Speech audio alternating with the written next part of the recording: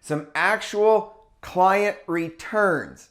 Okay, so let's go and talk about, first of all, one of my favorites that started way back in April of 2007. If you remember anything about 2007 and into 2008, that's when the recession happened. From the top to the bottom of the S&P, it was about 56% drop from top to bottom. Okay, so this client got zeros for 2 years in a row because of the recession. I mean, look at what was happening to the S&P during that same time frame. The life insurance in the green is guaranteed to never lose when the market crashes like that, right?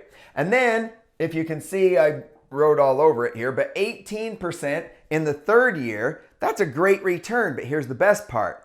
It's not 18% on half the money. It's 18% on all of the money minus any sort of fees for the insurance product, but it's 18% on all of the money, which gives you this big growth on that account. We had another zero down here in 2016 with an average of 6.8. Once again, 6.8 during that time frame, not too shabby. And the goal, once again, is to just beat that 5% loans. If we can borrow money at 5% and have, and not have to pay that back until we die, then if we can average better than that, there's where that positive spread is. Okay, and that's what we're going for. Okay, here's another one. This one started in June of 2012. And in June of 2012, and remember, it looks at everything from year to year. So it's going to look at what the markets are doing from June to June every year, and that's how it's going to credit your life insurance account. So we're getting some double-digit returns in here. We're getting a zero in there with an average 8.34%. Somewhat mimics the S&P, right? It kind of trends with the S&P, as you can see, without any losses. So not bad on that one. Here's another one this is one of my favorites, okay, with 2 out of 4 earning zero. So we have a zero here and we have a zero here. 50% of the time, this client earns nothing on their account. But because of a 20% in there, yes, a 20% return on a life insurance product. Hard to believe, but it's a 20% return on a life insurance product with an average of 7%. If you're borrowing the money at 5, it's a win-win. Actually, a little bit ahead of the S&P because of the fact that it's guaranteed to never lose in this particular case. Okay? All right, now, let's look at this one. This is starting in July, so from July to July every year. And this one has had a couple good years, 9% average return. It's only been a couple years. Time will tell, how it all works out. But so far, so good. Okay. Here's another one. All right. Here's another one that was also in September of 2015. So far, doing really, really well. September to September every year has been working out pretty well with some really good returns in there. No losses yet. 10% average return. Also outpacing the S&P by a little bit. So that's also a pretty cool example there. Now, this one is one of my favorites because a picture says 1,000 words, they say, right? And I love how it shows that it never goes below zero, but it may not get the same, upswing as well. And the reality of it is at the end of the day, it kind of ends up to be about the same place, except for you're avoiding all those losses, which is really pretty powerful for an 8% return February to February for those 4 years. Okay, so now this is to give you kind of a visual of how they look at it. When you start your policy, this one started on January 2nd. On January 2nd, it looks at where the market is at on January 2nd. Okay, then 1 year later, it looks at where the market is at when the policy renews. Okay, so from year to year or point to point, if the market's down, you could earn zero.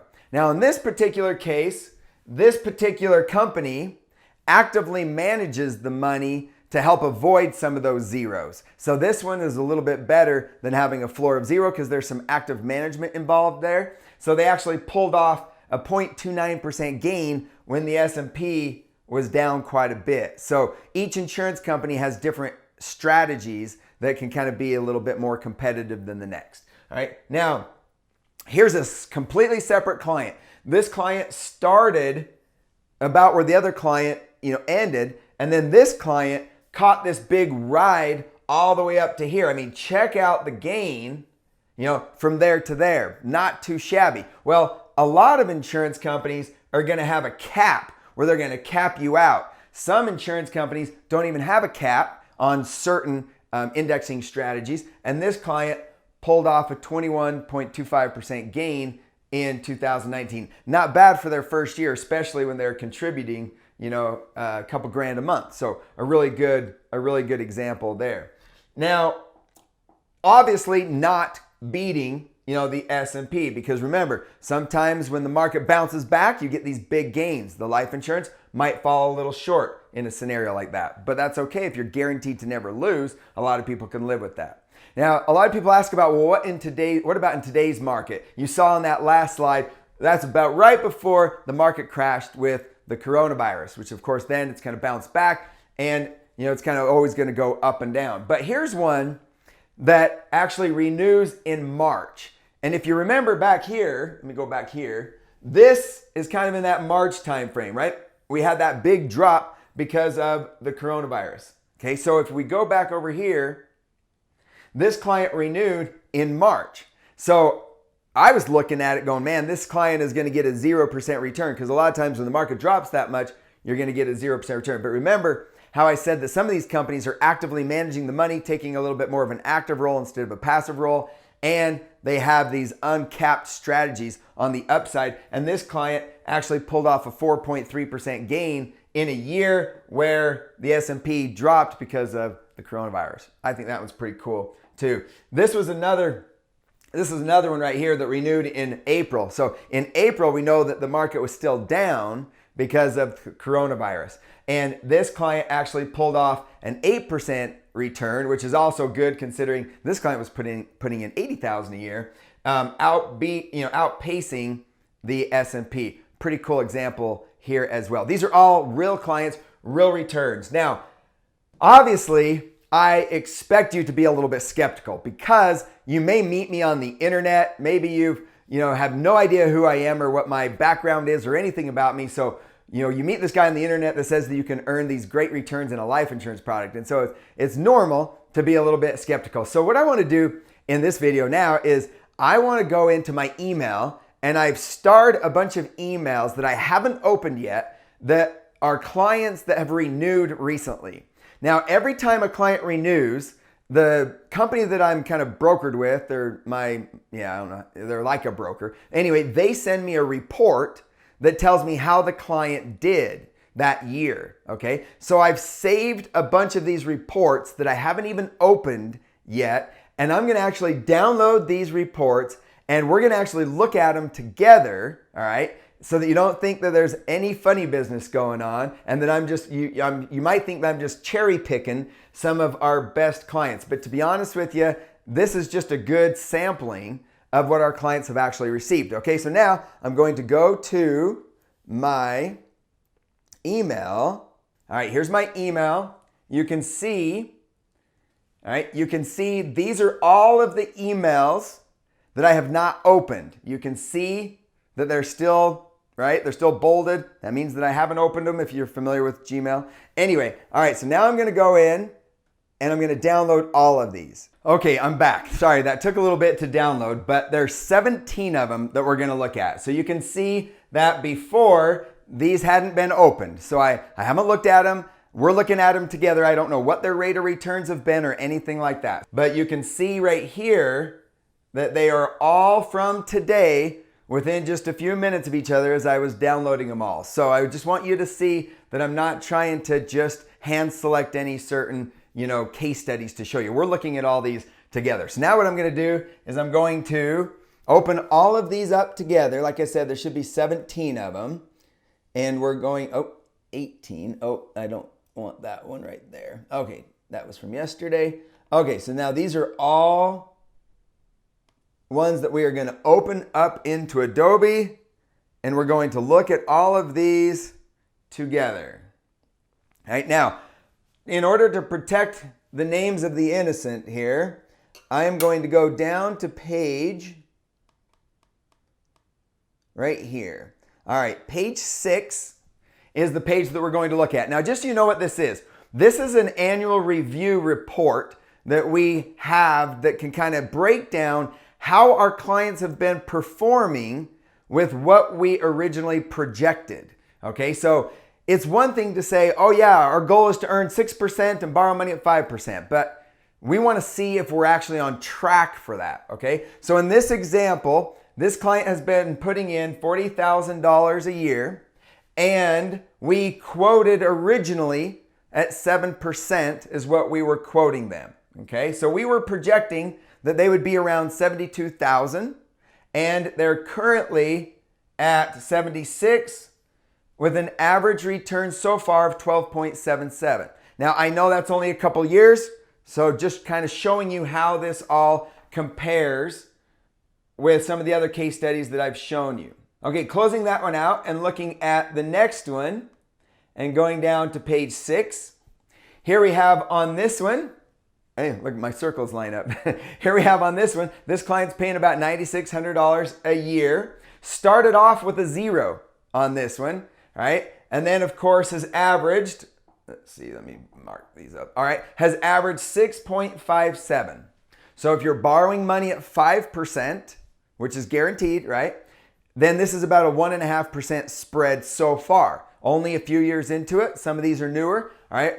A 6.5% average return so far. This one, we were quoting at 7 as well. And we're just slightly behind where we were projecting, but we're only a few years into it. That's why we use the college loans to pay for college, and then we'll be able to tap into this money to pay back those college loans. Or if you start when your kids are young, you got plenty of time, okay? All right, so we'll close out this one. Look at the next one on page 6.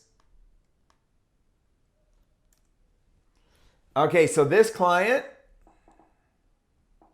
has been putting in about $19,000 a year is what they have been contributing. Their average return so far is 7.7. Not bad. Also, in this one, they're also ahead of schedule. So far, so good on this one as well. Okay. Let's close out that one. Go to the next one. Page 6. All right. This client putting in about $45,000 a year, averaging so far 11.95. Now remember, this all depends on the month and the day that they started. So that's why you're seeing some different numbers here, is because if they started in January and they're looking at January to January, that's going to be different than July to July or September to September. Just depends on what the markets were doing. Okay. But this one so far, averaging 11.95. We were quoting 6.5. We keep being more and more conservative, even though our returns are great. Insurance companies just like to be really conservative. And so we like to run really conservative numbers, especially lately with all the volatility in the market. We just like to run things a little bit more conservative lately. Okay. All right. Even though they're still performing really, really well. Okay. Here's one. Page 6. Now remember, on these ones, I'm not really showing you how they compare to the S&P because it doesn't really matter. Really, to be honest with you, it just matters if you're beating 5%. Because if you're borrowing money to pay for college at 5%, all you have to do is beat 5% and you're money ahead. Okay, now this client is they put in $12,000 one year and $10,000 the next. So we were projecting that they would put in $12,000 every year. So they're a little behind on their contributions, but they're pretty close on where they're supposed to be because they've gotten some pretty good returns here so far. Remember, these payments are flexible. It's not like you have to put in, the amount that we start with. There's some flexibility in this number here, as you can see on this one. Okay. All right. Now, closing that one, going to the next one, page 6.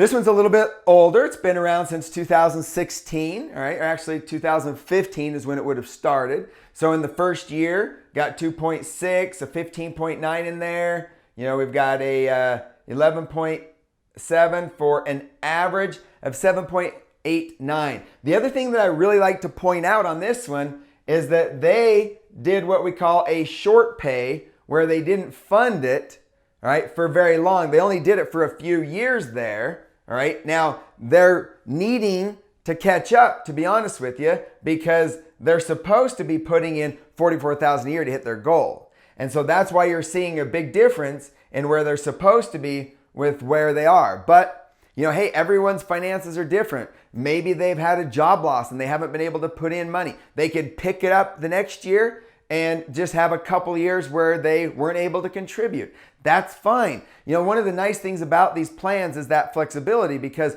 if we get a head start, even if you have a senior in high school, if you get a head start and you start contributing, you've really got 4 or 5 years until the college loan payments are going to come due. All right. So they've got quite a bit of money that they could still use to pay towards those college loans when they come due. And they've got more time to still catch up and to get on track. So kind of a good one to look at there. All right. All right. Now, this next one, page 6. This is another, different one. This one is putting in a smaller amount. Okay. Just a couple $100 a month on this one, and they're still on track though. They've put in a little bit more than they had planned on, but from a rate of return standpoint, we projected 7. They're at 8 so far. So far so good. Little difference on their premium payments, but as far as rate of return goes, still looking good. Okay, page 6 on this one. Once again, only a couple years into this one. Projected 6.5%. We also projected that they would only start with 12,000. They ended up putting in 16,000. So they're a little ahead of schedule from a projection standpoint. Plus their rate of return has been better. And that means that, of course, their account value is going to be a lot more than what we originally projected. Now, some of you might be noticing that they still don't have as much money as what they've contributed. That's okay, because remember, the fees come out really heavy in the beginning and then they're really low over time. The fees are one of the best parts because you're going to keep this account growing the rest of your life. So as long as your fees only end up being, I think it's about 1%, give or take, over a 20-year window, about 0.5% over a 30-year window. So if we let this money compound the rest of your life, then you need to look at it over a longer period of time, because we're borrowing against it, not spending it. That's the other thing to keep in mind. Okay. All right. So next we have this one, started in 2015.